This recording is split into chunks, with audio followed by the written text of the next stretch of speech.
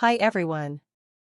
This video will guide you on enabling and disabling Wi-Fi auto switch on Windows 11. Windows 11 ships with a lesser-known feature that is known as auto switch. This feature automatically connects to a more preferred network whenever available in the range.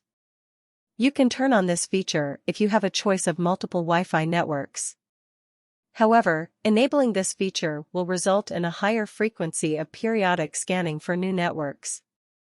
It may increase radio frequency pollution and more power consumption used by the wireless network adapter. When Windows is connected to an existing Wi-Fi network, it periodically scans for a more preferred network. When Windows finds a preferred network into range, it automatically switches to that network. By default, the auto switch feature is disabled in Windows 11. If you prefer to use it, you need to turn it on. How to enable or disable Wi-Fi auto switch on Windows 11. To turn on or enable the Wi-Fi auto switch function on Windows 11, first, open the Settings app by pressing Windows + I keys from the keyboard.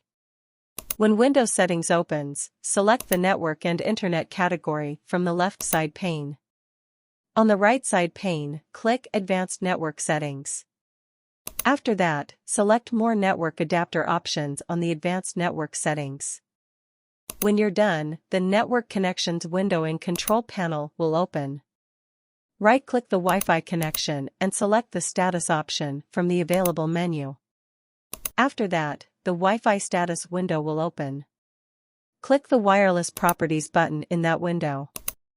In the Wireless Network Properties pop-up, navigate to the Connection tab.